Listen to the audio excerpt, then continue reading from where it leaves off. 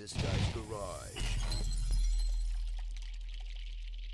Like and subscribe. Thank you, Mr. Speaker. As I informed your office earlier this morning, I am rising today on a matter of privilege. I'll briefly outline the material facts of the case and then proceed to lay out the procedural elements as to why I believe this is a matter of privilege, and I will be as brief as possible.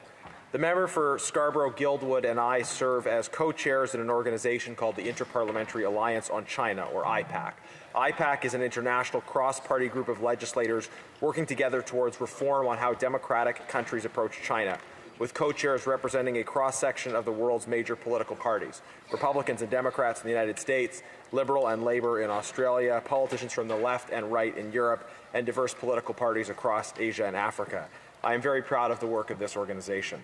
IPAC involvement is an integral part of what I do as a Member of Parliament. I'm sure many other IPAC members would say the same. IPAC is an association of legislators. It aims at and it does inform our parliamentary work and collaboration on a day-to-day basis. It is not some extracurricular, personal or volunteer engagement. IPAC involvement is very directly part of and is informing my parliamentary service in an ongoing way. Notably, the very first IPAC event I attended was a briefing on the situation of Uyghurs. That briefing led me to the personal conclusion that Uyghurs were being subject to genocide. At that time, I was a member of the Subcommittee on International Human Rights, and following the IPAC briefing, I worked with colleagues to convene that subcommittee for special hearings in the summer of 2020 on the situation of Uyghurs, which ultimately led to the subcommittee's determination and subsequently Parliament's determination that Uyghurs were and are subject to an ongoing genocide.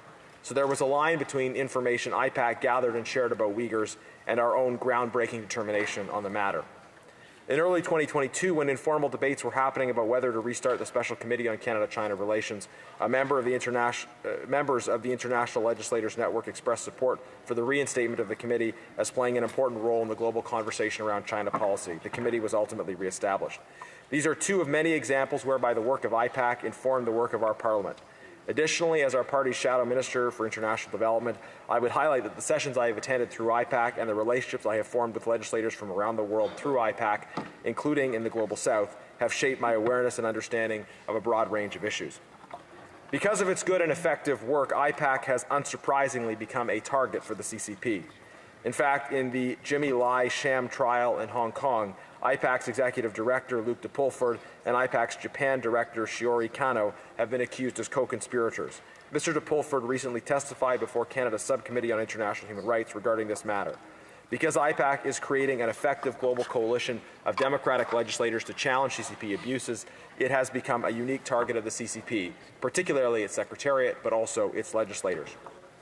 5 days ago, the member for Scarborough-Guildwood and I were briefed by Mr. de Pulford and other IPAC staff members about a cyber attack launched against us and 16 other Canadian parliamentarians in 2021.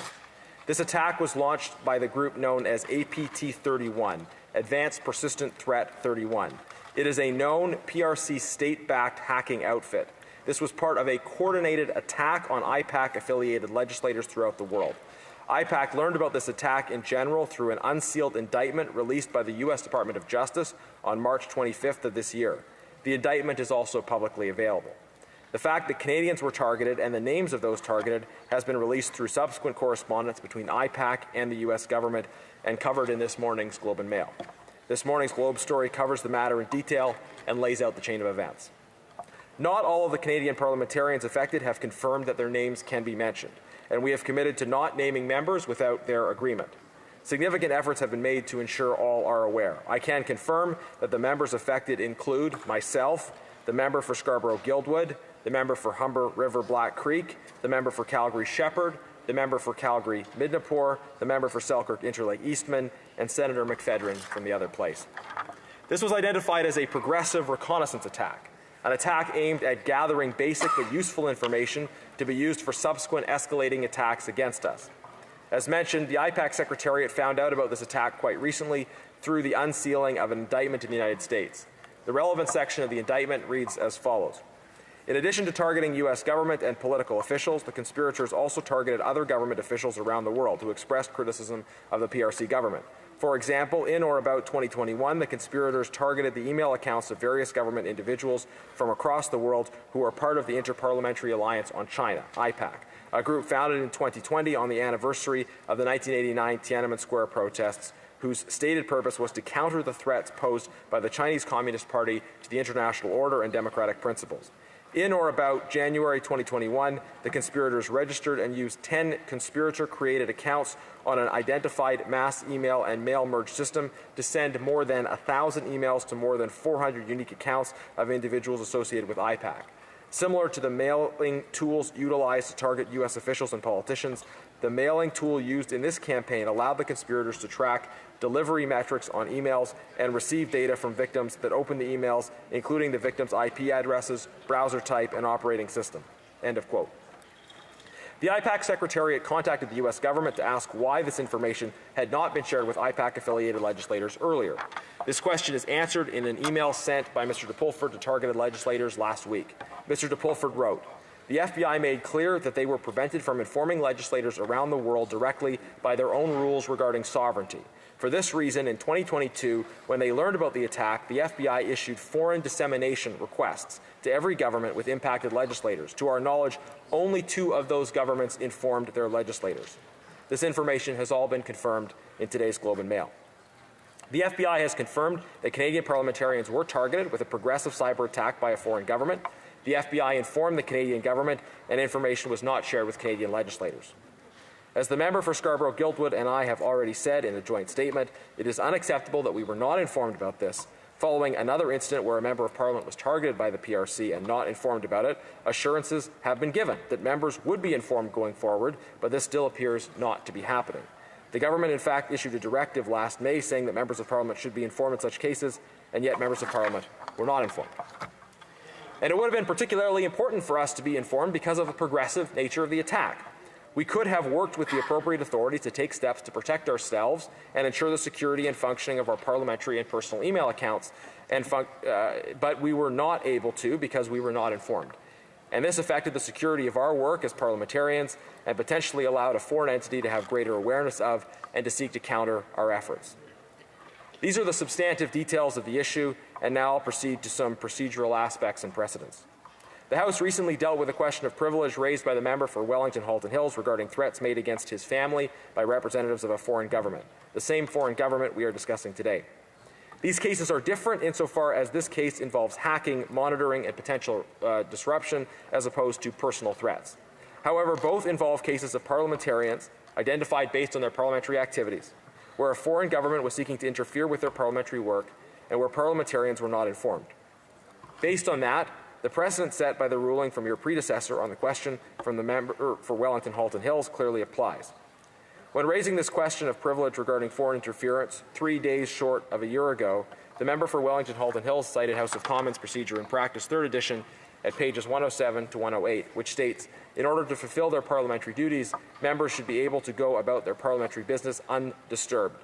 Any form of intimidation of a member with respect to the member's actions during a proceeding in Parliament could amount to contempt.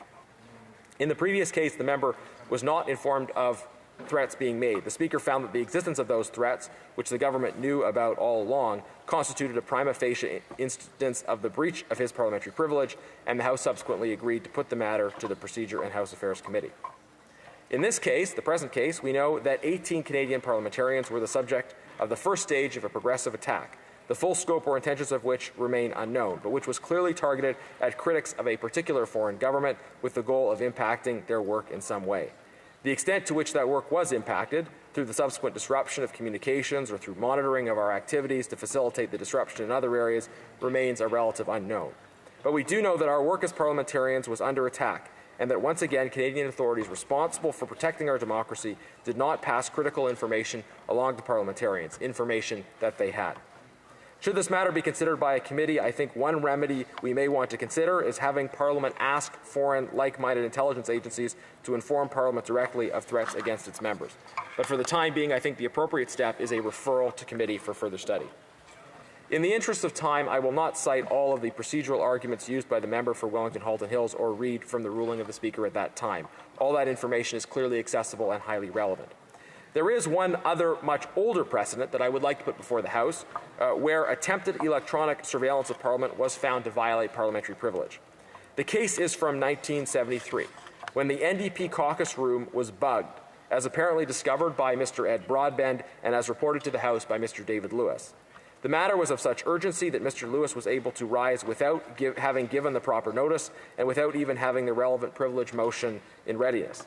Mr. Lewis informed the House that a CTV employee had bugged and apparently later admitted to bugging the NDP caucus room. The planting of bugs was the 1973 version of modern digital hacking and surveillance. A couple things are notable about this case and the precedent it set.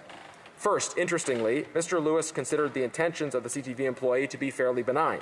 He did not see in them an actual attempt to impact the proceedings of caucus or even to report on its deliberations.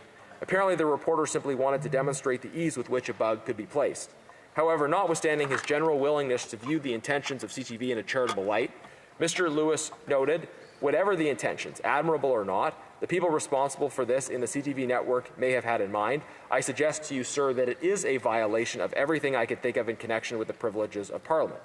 In this case, the intentions of the bugging were not even considered. The fact that the attempt at bugging had been made was sufficient to justify the quick determination that privilege had been violated.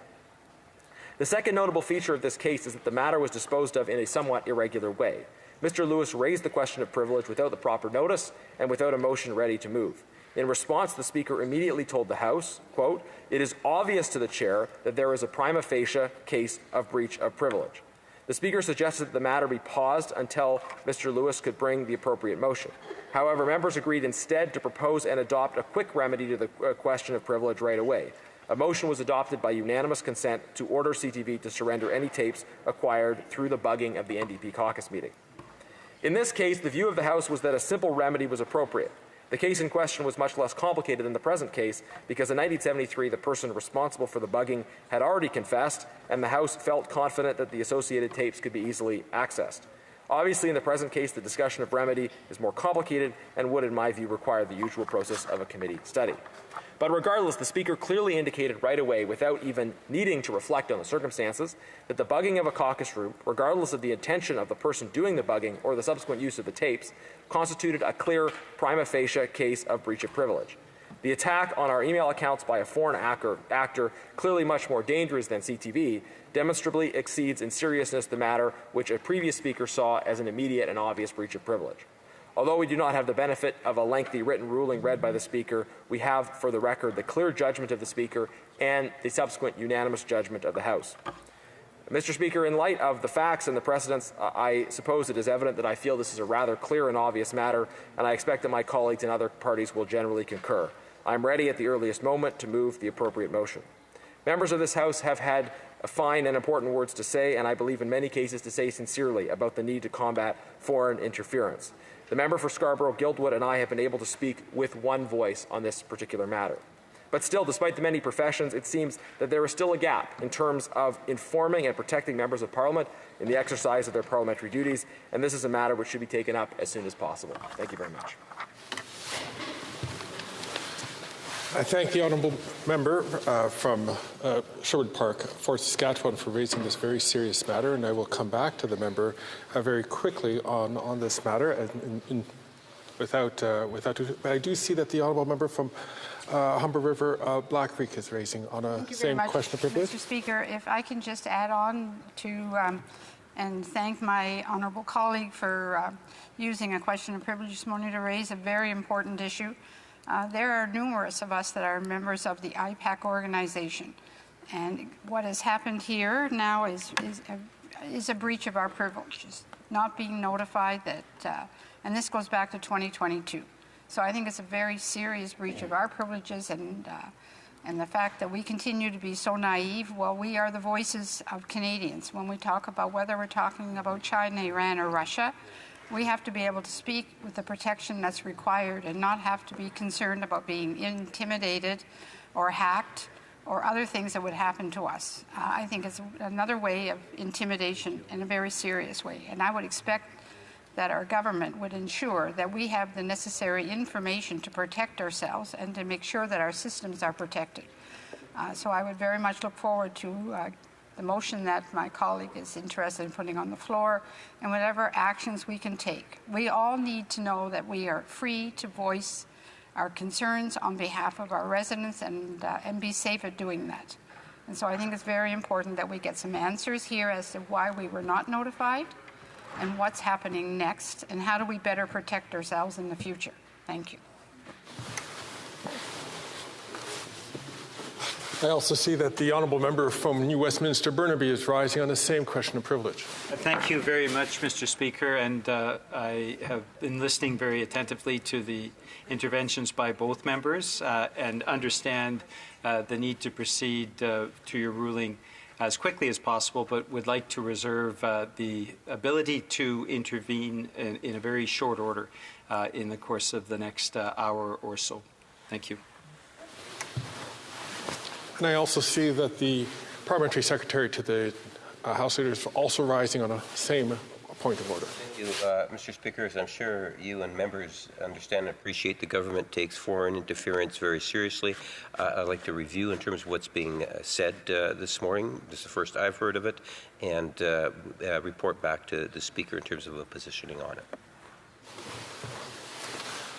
I thank all honourable members, especially the member from Sherwood Park, Fort Saskatchewan, for bringing this issue to the attention of the Speaker and to the Chair. We will come back forthwith with a determination on this.